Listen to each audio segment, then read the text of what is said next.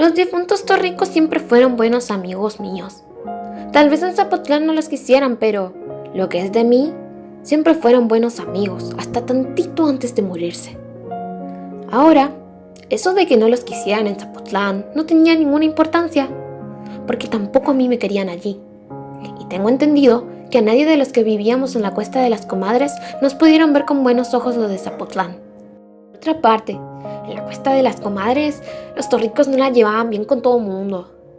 Seguido había desavenencias y, si no es mucho decir, ellos allí eran los dueños de la tierra y de las casas que estaban encima de la tierra, con todo y que, cuando el reparto, la mayor parte de la Cuesta de las Comadres nos había tocado por igual a los 60 que allí vivíamos, y a ellos, a los Torricos, nada más un pedazo de monte, con una mezcladera nada más, pero donde estaban desperdigadas casi todas las casas. A pesar de eso, la Cuesta de las Comadres era de los Torricos. El cuamil que yo trabajaba era también de ellos, de Odilon y de Remigio Torrico. Y las decena y media de lomas verdes que se veían allá abajo eran juntamente de ellos. No había que averiguar nada. Todo el mundo sabía que así era. Sin embargo, de aquellos días a esta parte, la Cuesta de las Comadres se había ido deshabitando. De tiempo en tiempo, alguien se iba. Atravesaba el guardaganado donde estaba el palo alto y desaparecía entre los encinos y no volvía a aparecer ya nunca. Se iban, eso era todo. Y yo también hubiera ido de buena gana a asomarme a ver qué había tan atrás del monte que no dejaba volver a nadie. Pero me gustaba el terrenito de la cuesta y además era buen amigo de los Torricos. El cuamil donde yo sembraba todos los años un tantito de maíz para tener elotes y otro tantito de frijol quedaba por el lado de arriba, allí donde la ladera baja hasta la barranca, esa que le dicen cabeza de toro. El lugar no era feo, pero la tierra se hacía pegajosa desde que comenzaba a llover y luego había un desparramadero de piedras duras y filosas como troncones que parecían crecer con el tiempo. Sin embargo, el maíz se pegaba bien y los elotes que allí se daban eran muy dulces. Los Torricos, que para todo lo que se comían necesitaban la sal de tequesquite, para mis elotes no. Nunca buscaron ni hablaron de echarle tequesquite a mis elotes, que eran de los que se daban en cabeza del toro. Todo y eso, y con todo y que las lomas verdes de allá abajo eran las mejores, la gente se fue acabando. No se iban para el lado de Zapotlán, sino por este otro rumbo, por donde ya cada rato se viente lleno de olor de los encinos y del ruido del monte. Se iban callados la boca, sin decir nada ni pelearse con nadie. Es seguro que les sobraban ganas de pelearse con los Torricos para quitarse de todo el mal que les habían hecho, pero no tuvieron ánimos. Seguro eso pasó. La cosa es que todavía después de que murieron los Torricos, nadie volvió más por aquí. Yo estuve esperando, pero nadie regresó. Primero les cuidé sus casas, remendé los techos y les puse ramas a los agujeros de sus paredes. Pero viendo que tardaban en regresar, las dejé por la paz. Los únicos que no dejaron nunca de venir fueron los aguaceros de mediados de año y esos ventarrones que soplan en febrero y que le vuelan a uno la cobija cada rato. De vez en cuando también venían los cuervos, volando muy bajito, graznando fuerte como si creyeran estar en algún lugar deshabitado. Así siguieron las cosas todavía después de que murieron los Torricos. Desde aquí, sentado donde ahora estoy, se veía claramente Zapotlán. En cualquier hora del día y de la noche podía verse la manchita blanca de Zapotlán allá lejos. Pero ahora las jarillas han crecido muy tupido y por más que el aire las mueve de un lado para el otro, no dejan ver nada de nada. Me acuerdo de antes, cuando los Torricos venían a sentarse aquí también y se estaban acuclilleados horas y horas hasta el oscurecer, mirando para allá sin cansarse, como si el lugar este les sacudiera sus pensamientos o el mitote de ir para pasearse a Zapotlán. Solo después supe que no pensaban en eso. Únicamente se ponían a ver el camino, aquel ancho callejón arenoso que se podía seguir con la mirada desde el comienzo hasta que se perdían los del Cerro de la Media Luna. Yo nunca conocí a nadie que tuviera un alcance de vista como el de Remigio Torrico. Era tuerto, pero el ojo negro y medio cerrado que le quedaba parecía acercar tanto las cosas que casi las traía junto a sus manos. Y de allí a saber qué bultos se movían por el camino no había ninguna diferencia. Así, cuando su ojo se sentía a gusto teniendo en quién recargar la mirada, los dos se levantaban de su divisadero y desaparecían de la Cuesta de las Comadres por algún tiempo. Eran los días en que todo se ponía de otro modo aquí entre nosotros. La gente sacaba de las cuevas del monte sus animalitos y los traía a amarrar en sus corrales. Entonces, se sabía que había borregos y guajolotes. Y era fácil ver cuántos montones de maíz y de calabazas amarillas amanecían asoleándose en los patios. El viento que atravesaba los cerros era más frío que otras veces, pero no se sabía por qué. Todos allí decían que hacía muy buen tiempo, y uno oía en la madrugada que cantaban los gallos como en cualquier lugar tranquilo, y aquello parecía como si siempre hubiera habido paz en la Cuesta de las Comadres. Luego volvían los torricos. Avisaban que venían desde antes de que llegaran, porque sus perros salían a la carrera y no paraban de ladrar hasta encontrarlos. Y nada más por los ladridos, todos calculaban la distancia y el rumbo por donde irían a llegar. Entonces, la gente se apuraba en esconder otra vez sus cosas. Siempre fue así el miedo que traían los difuntos torricos cada vez que regresaban a la Cuesta de las Comadres. Pero yo nunca llegué a tenerles miedo.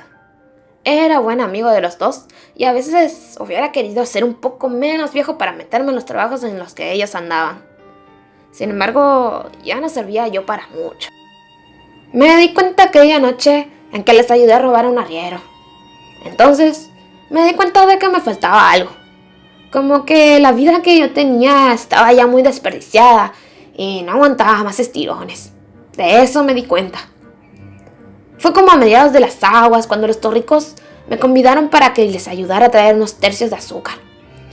Yo iba un poco asustado, pero primero porque estaba cayendo una tormenta de esas en las que el agua parece escarbarle a uno por debajo de los pies.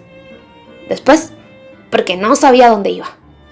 De cualquier modo, allí vi yo la señal de que no estaba hecho ya para andar en andanzas. Los torricos me dijeron que no estaba lejos del lugar a donde íbamos. En cosa de un cuarto de hora estamos allá, me dijeron. Pero cuando alcanzamos el camino de la media luna, comenzó a oscurecer, y cuando llegamos a donde estaba el arriero, era ya alta la noche. El arriero no se paró a ver quién venía. Seguramente estaba esperando a los torricos, y por eso no le llamó la atención vernos llegar. Eso pensé.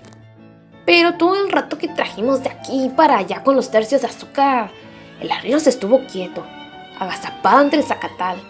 Entonces les dije eso a los torricos. Les dije: ese que está allí tirado parece estar bien muerto o algo por el estilo. No, nada más ha de estar dormido. Lo dejamos aquí cuidando, pero se ha de haber cansado de esperar y se durmió. Nomás está tantito atarantado porque Odilon le dio con un niño en la cabeza, pero después se levantará. Ya verás que en cuanto salga el sol y sienta el calorcito, se levantará muy a prisa y será enseguida para su casa.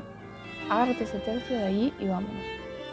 Yo fui y le di una patada en las costillas para que despertara, pero el hombre siguió igual de tirante. Ya por último, le di una última patada al muertito y sonó igual que si se le hubiera dado un tronco seco. Luego me eché la carga al hombro y me vine por delante. Los torricos me venían siguiendo. Los oí que cantaban durante largo rato, hasta que amaneció. Cuando amaneció, dejé de oírlos. Ese aire que sopla tantito antes de la madrugada se llevó los gritos de su canción y ya no pude saber si me seguían, hasta que oí pasar por todos lados los ladridos encarrerados de sus perros. De ese modo fue como supe qué cosas iban a espiar todas las tardes los tórricos, sentados junto a mi casa de la Cuesta de las Comadres. A Remigio Tórrico yo lo maté. Ya para entonces quedaba poca gente entre los ranchos. Primero se habían ido de en uno, pero los últimos casi se fueron en manada. Ganaron y se fueron, aprovechando la llegada de las heladas. En años pasados llegaron las heladas y acabaron con las siembras en una sola noche, y este año también. Por eso se fueron. Creyeron seguramente que el año siguiente sería lo mismo, y parece que ya no se sintieron con ganas de seguir soportando las calamidades del tiempo todos los años y la calamidad de los tórricos todo el tiempo. Así que cuando yo maté a Remigio Tórrico, ya estaban bien vacías de gente la Cuesta de las Comadres, y las lomas de los alrededores. Esto sucedió como en octubre. Me acuerdo que había una luna muy grande y muy llena de luz, porque yo me senté afuerita de mi casa a remendar un costal todo agujereado, aprovechando la buena luz de la luna, cuando llegó el tórrico. Ha de haber andado borracho. Se me puso enfrente y se bamboleaba de un lado para otro, tapándome y destapándome la luz que yo necesitaba de la luna. Yo seguí remendando mi costal. Tenía puesto todos mis ojos en coserle los agujeros, y la aguja de arriba trabajaba muy bien cuando la alumbraba la luz de la luna. Seguro por eso creyó que yo no me preocupaba de lo que decía. A ti te estoy hablando. Y bien sabes a lo que he venido. Me espanté un poco cuando se me acercó y me gritó aquello casi a boca de jarro. Sin embargo, traté de verle la cara para saber de qué tamaño era su coraje, y me le quedé mirando, como preguntándole a qué había venido. Eso sirvió. Ya más calmado, se soltó diciendo que a la gente como yo había que agarrarla desprevenida. Se me seca la boca al estarte hablando después de lo que hiciste. Yo lo oía ya muy bien. Dejé a un lado el costal y me quedé oyéndolo sin hacer otra cosa. Supe cómo me echaba a mí la culpa de haber matado a su hermano, pero no había sido yo. Me acordaba quién había sido y yo lo hubiera dicho, aunque parecía que él no me dejaría lugar para platicarle cómo estaban las cosas. Odilon y yo llegamos a pelearnos muchas veces. Era algo duro de entender y le gustaba encararse con todos, pero no pasaba de allí. Con unos cuantos golpes se calmaba. Y eso es lo que quiero saber. Si te dijo algo, te quiso quitar algo o qué fue lo que pasó.